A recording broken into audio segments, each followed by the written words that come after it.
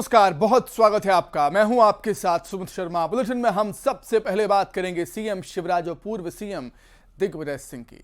CM Shivraj ने social media platform x पर tweet करते हुए दिग्विजय सिंह पर निशाना साधा। उन्होंने लिखा है कि राजा साहब, आप भी गजब करते हैं। आपका पाकिस्तान प्रेम तो जग जाहिर है, इसलिए इस वीडियो को देखकर जरा भी हैरानी नहीं होती। पाकिस्तान के वीडियो को शेयर करके आप आखिर क्या साबित करना चाहते हैं, ये सवाल पूछा है सीएम शिवराज ने दिग्विजय सिंह से। बताया जा रहा है कि दिग्विजय सिंह ने लाहौर का एक वीडियो शेयर किया और उसे भारत का बता दिया। हालांकि न्यूज़ 18 इस वीडियो की पुष्टि नहीं करता है।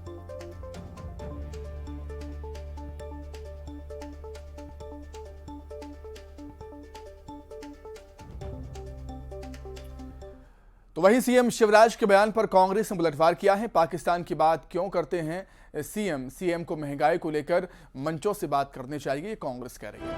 हर सभा में महंगाई की बात करें तो अच्छा होगा, विकास की बात करें, पाकिस्तान धर्म सनातन की नहीं, अपने पापों को छुपाने के लिए चुनाव की दिशा भटकाना चाहते हैं सीएम शिवराज, ये कांग्रेस कह रही है, गंभीर आरोप लगा रही है।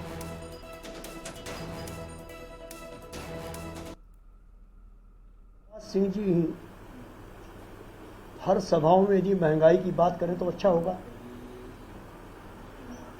पाकिस्तान धर्म सनातन क्यों ला रहे हैं, विकास की बात करें। वो ये बताएं कि मध्य प्रदेश में महंगाई क्यों बढ़ी है, उसके दोषी कौन हैं, मुनाफाखोरों को किसने संरक्षित किया। शिवराज जी उस पर बात करें। अपने पापों को उलझाने के लिए वो दिशा भटका रहे हैं चुनाव की, ये नहीं होना चाहिए। तो एक बार फिर से दिग्विजय सिंह को लेकर बीजेपी हमलावर है कांग्रेस पर, दिग्विजय सिंह पर, इस पर सियासत हो रही है। विधानसभा चुनावों से जोड़कर भी इसे देखा जा रहा है। इसी पर अधिक चर्चा करने के लिए सीधे हम राजधानी भोपाल का रुख कर देते हैं। हमारे सहयोगी वासु चौरे हमारे साथ जुड़ गए इस समय राजधानी भोपाल से। तो लगातार दिग्विजय सिंह को लेकर बीजेपी हमलावर है। वासु लगातार हमारे साथ जुड़े हुए हैं। वासु, अपने बयानों को लेकर सुर्खियों में रहने वाले, अपने ट्वीट्स को लेकर सुर्खियों में रहने वाले दिग्विजय सिंह एक बार फिर से सुर्खियां बटोर रहे हैं अपने ट्वीट को लेकर। बीजेपी कह रही है कि पाकिस्तान का वीडियो है, और ऐसा पहली बार नहीं है। बीजेपी ने इससे पहले भी आरोप लगाए थे कि पाकिस्तान का वीडियो शेयर कर दिया दिग्विजय सिंह ने, खरगोन का बता दिया। लेकिन कांग्रेस यही कह रही है कि बार बार पाकिस्तान धर्म सनातन की बात क्यों करती है बीजेपी। विकास की बात होनी चाहिए, महंगाई की बात होनी चाहिए, मुद्दों की बात होनी चाहिए, क्योंकि विधानसभा चुनाव नजदीक भी हैं, सियासत जमकर हो रही है। वासु, देखिए, मध्य प्रदेश के विधानसभा चुनाव बेहद ही करीब हैं, काउंटडाउन शुरू हो गया है और आप देखें तो 10 से 12 दिनों बाद मध्य प्रदेश में मतदान होने वाला है। इससे पहले बीजेपी और कांग्रेस दोनों ही दलों के बीच जो सियासत है वो काफी गर्माई हुई है। आरोप प्रत्यारोप के दौर लगातार चल रहे हैं और दिग्विजय सिंह एक ऐसे नेता हैं जो अपने बयानों के चलते, अपने ट्वीट्स के चलते अक्सर चर्चाओं में रहते हैं। और बीजेपी भी कहीं ना कहीं बहुत प्लानिंग के साथ ये काम करती है कि दिग्विजय सिंह का कोई बयान, कोई ट्वीट उन्हें ऐसा मिल जाए जिसको लेकर कांग्रेस को दिग्विजय सिंह को घेरा जा सके, कटघरे में खड़ा किया जा सके। क्योंकि ये माना जा रहा है, जय और वीरू की जोड़ी पर भी चर्चा हुई। कमलनाथ और दिग्विजय सिंह मध्य प्रदेश में कांग्रेस के लिए सरकार बनाने की पुरजोर कोशिश कर रहे हैं। तो बीजेपी का ये टारगेट है कि उन्हें किसी तरह से घेरा जाए। और आज दिग्विजय सिंह ने जो ट्वीट किया, जिसे कथित तौर पर बताया जा रहा है कि ये पाकिस्तान से का ट्वीट है और इसे दिग्विजय सिंह ने शेयर कर दिया। और अब खुद मुख्यमंत्री शिवराज सिंह चौहान ने उस पूरे ट्वीट को लेकर सवाल खड़े किए हैं, दिग्विजय सिंह को घेरा है। और एक बार फिर से लगातार जिस तरीके के दिग्विजय सिंह पे आरोप लगाती रही है बीजेपी, चाहे आतंकवादियों को समर्थक बताने की बात हो या पाकिस्तान का समर्थक बताने की बात हो, वो सिलसिला, वो सियासत एक बार फिर से मध्य प्रदेश में तेज हो गई है। हालांकि कांग्रेस ने इसका जबरदस्त पलटवार किया है। कांग्रेस का कहना है कि दिग्विजय सिंह महंगाई को लेकर अपनी बात रख रहे थे और बीजेपी को भी मुद्दों पर बात करनी चाहिए। पाकिस्तान धर्म सनातन पर, कब्रिस्तान पर बात नहीं करनी चाहिए। मुद्दों पे बीजेपी बात करे। बीजेपी की लगातार मध्य प्रदेश में लंबी सरकार रही है, तो महंगाई क्यों बढ़ी, विकास के काम क्यों नहीं हुए, कानून व्यवस्था में लगातार लेकर कांग्रेस जो है कानून व्यवस्था को लेकर लगातार सवाल खड़े कर रही है। और ये तमाम सवाल जो है बीजेपी के ऊपर कांग्रेस ने दागने का काम किया है। तो इस तरीके की जो सियासत है, इस तरीके के जो सोशल मीडिया प्लेटफॉर्म्स पर बयानों का दौर है या सियासी बयानों का दौर है, आरोप प्रत्यारोप का दौर है, समझ आने वाले समय में और भी ज्यादा तेज, और भी ज्यादा उग्र होता हुआ नजर आएगा। लेकिन इस बात में कोई दौराय नहीं कि जब दिग्विजय सिंह कुछ बोलते हैं या ट्वीट करते हैं तो वो जमकर सुर्खियां बटोरता है और बीजेपी भी कोशिश करती है कि उसको अपने पक्ष में कैश कराया जाए। जी सुमित। ठीक है वासु, बहुत शुक्रिया तमाम बातचीत के लिए, बहुत धन्यवाद वासु आपका। आगे बढ़ेंगे, चुनावी बेला है, बयानों के तीर चल रहे हैं। बीजेपी के राष्ट्रीय अध्यक्ष जेपी नड्डा ने रीवा में कांग्रेस पर जमकर हमला बोला। उन्होंने कहा कि कांग्रेस लोगों से छलावा करती है, बीजेपी की छलावे की संस्कृति नहीं है, हम जो कहते हैं वो करते हैं। हम उस पार्टी की संस्कृति में से नहीं आते जो झूठे वायदे देकर, गुमराह करके, भुला करके, आपको छलावे में डाल करके वोट लेते हैं। हम उस पार्टी की संस्कृति से आते हैं जो 5 साल बाद अपना रिपोर्ट कार्ड रख करके बताते हैं कि हमने तुम्हारे लिए क्या किया। उधर सतना में सीएम शिवराज सिंह चौहान ने कांग्रेस पर जमकर निशाना साधा। उन्होंने कहा कि कांग्रेस ने विंध्य की उपेक्षा की, बीजेपी ने विकास किया। कांग्रेस परिवारवाद को बढ़ावा दे रही है, बेटे टिकट बांट रहे हैं। उन्होंने कमलनाथ पर निशाना साधते हुए कहा कि कमलनाथ ने पाप किया, जन कल्याणकारी योजनाओं को बंद किया। कमलनाथ ने दलाल पाल रखे थे। कोरोना काल के पहले अच्छा हुआ कमलनाथ सरकार गिर गई, नहीं तो आईफा में व्यस्त रहती और जनता मरती रहती। साथ ही सीएम ने वनवासी रामलोक, मैहर शारदा लोक बनाने का ऐलान भी किया है। उन्होंने कहा कि सतना में ग्लोबल स्किल पार्क भी बनेगा। आपने मध्य प्रदेश के सेक्रेटरीएट को दलालों का अड्डा बनाने का पाप किया था कमलनाथ जी। आम आदमी घुस नहीं सकता था और आपके पास केवल दलाल बैठा करते थे। आपने भ्रष्टाचार के नए रिकॉर्ड बनाए कमलनाथ जी, ये पाप था और इसी पाप के भार से आपकी सरकार गई थी। मंदसौर पहुंचे कमलनाथ ने प्रदेश की सरकार पर निशाना साधते हुए कहा कि प्रदेश का हर वर्ग दुखी है, परेशान है। प्रदेश में भ्रष्टाचार की कोई सीमा नहीं है। वहीं 15 महीने में विकास न होने के सीएम शिवराज के आरोप पर कहा कि प्रदेश की जनता जानती है कि हमने क्या किया। हमें शिवराज सिंह के सर्टिफिकेट की जरूरत नहीं है। परेशान है, भ्रष्टाचार की कोई सीमा नहीं। हमारा भटकता नौजवान, हमारा दुखी किसान जो खाद के लिए भटक रहा है, जो हमारे छोटे व्यापारी, ये सब परेशान है। और मध्य प्रदेश के मतदाता के सामने कोई केवल कोई कैंडिडेट या पार्टी की बात नहीं है, मध्य प्रदेश की भविष्य का प्रश्न है। शिवराज जी कह रहे हैं कि कमलनाथ जी रोना रोते रहते हैं कि पैसे नहीं है और उन्होंने कोई विकास नहीं किया 15 महीने में। ये जनता मेरी गवाह है क्या हुआ 15 महीनों में। मुझे शिवराज सिंह जी का सर्टिफिकेट नहीं चाहिए। जय कमलनाथ। मंदसौर पहुंचे केंद्रीय मंत्री नरेंद्र सिंह तोमर ने कमलनाथ पर निशाना साधा। उन्होंने कहा कि मैं कमलनाथ जी से पूछना चाहता हूं कि जब सरकार में वो थे तो उन्होंने क्या किया। बताने के लिए कुछ नहीं है, झूठ बोलकर जनता को गुमराह करने की कोशिश करती है कांग्रेस पार्टी। कमलनाथ जी के पास बोलने के लिए कुछ नहीं है। कमलनाथ जी को ये बताना चाहिए 18 महीने में उन्होंने क्या किया। कमलनाथ जी को ये बताना चाहिए 2003 से पहले 10 साल तक कांग्रेस की सरकार थी तो उसने क्या किया। कमलनाथ जी को ये बताना चाहिए 2014 से पहले केंद्र में कांग्रेस की सरकार थी तो उसने क्या किया। बताने के लिए कुछ है नहीं, गाल बजाकर जनता को गुमराह करने की कोशिश कर रहे हैं। भोपाल पहुंचे बीजेपी नेता रविशंकर प्रसाद ने कांग्रेस पर जमकर प्रहार किया। उन्होंने कहा कि कमलनाथ बहुत टेंशन और कठिनाई में है, अगर हार जाए तो कोई आश्चर्य वाली बात नहीं होगी। एक टेंशन है, एक डिप्रेशन है और ये देखकर चलें। साथ ही उन्होंने जयवीरों के बयान को लेकर भी निशाना साधा।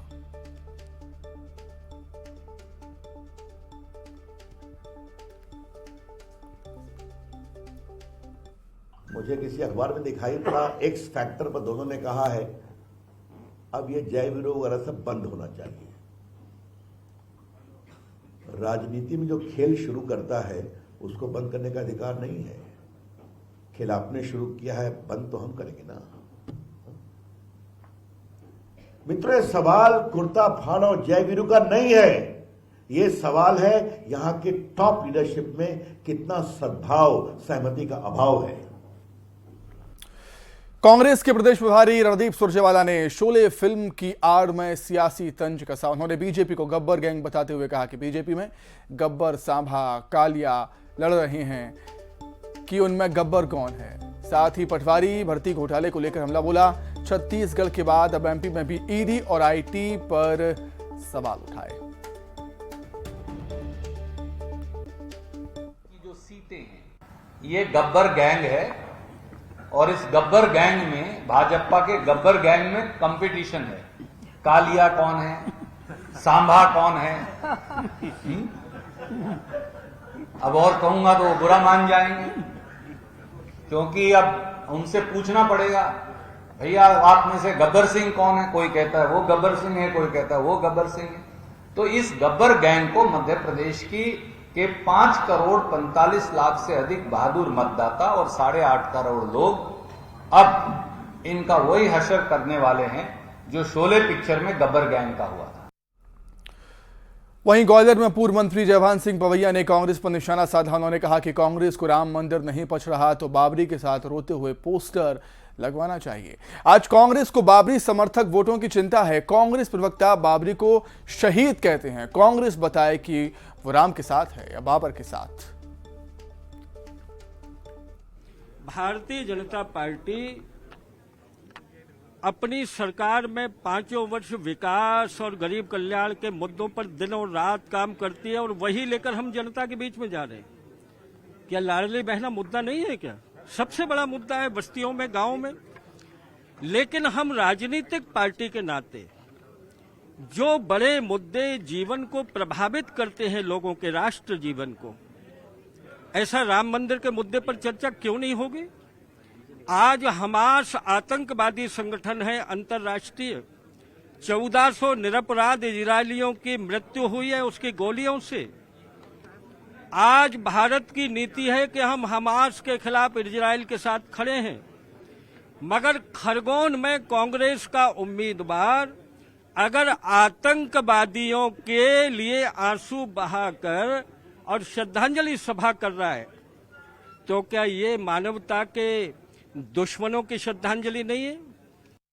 वहीं छत्तीसगढ़ के रण में अरविंद केजरीवाल उतर चुके हैं। जांजगीर चांपा में केजरीवाल ने रैली की। छत्तीसगढ़ की सरकार पर जमकर निशाना साधा। स्वास्थ्य सुविधाओं को लेकर निशाना साधा। बीजेपी पर भी सवाल उठाए हैं अरविंद केजरीवाल ने।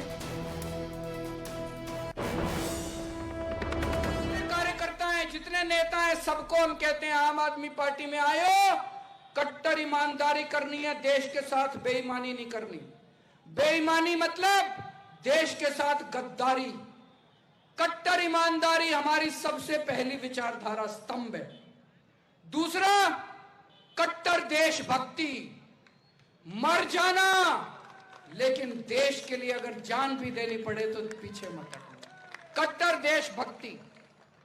और तीसरा, इंसानियत। इंसान से इंसान का हो भाईचारा, यही पैगाम हमारा। इन 3 विचारधाराओं से निकली है आम आदमी पार्टी। ये हमारी सोच है, ये आम आदमी पार्टी की सोच है, ये केजरीवाल की सोच है। हम लोगों ने अस्पताल बनाए, इन लोगों ने अस्पताल इनसे नहीं बनते। दोनों पार्टी वालों से अस्पताल नहीं बनते। इन्होंने क्या किया? सतिंदर जैन जो हमारा हेल्थ मिनिस्टर था उसको जेल में डाल दिया। कुछ और खबरों की कर लेते हैं। मंदसौर से बड़ी खबर है। 38 लाख रुपए की लूट का मामला है। बदमाशों को पुलिस और ग्रामीणों ने घेर लिया।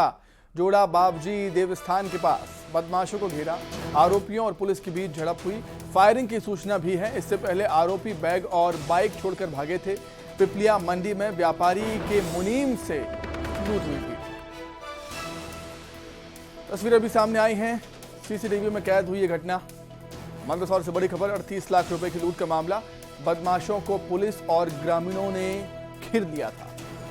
अधिक जानकारी के लिए हम बातचीत करेंगे। मंदसौर संवाददाता नरेंद्र धनोतिया जुड़े हुए हैं फोन पर। नरेंद्र, क्या कुछ और जानकारी आपके पास? देखिए, मंदसौर की पिपलिया मंडी में आज दिन के 3 बजे दिन दहाड़े एक 38 लाख रुपए से भरा हुआ बैग एक व्यापारी के मुनीम से लूट करके बाइक सवार लेकर फरार हो गए थे। और तब से व्यापारियों में आक्रोश इस बात का था कि दिन दहाड़े इस तरह की वारदात हुई है, वो भी सरे बाजार हुई है, तो व्यापारियों ने वहां पर जाम लगा दिया था। उसके बाद में पिपलिया मंडी की लोकल पुलिस वहां देर से पहुंची थी।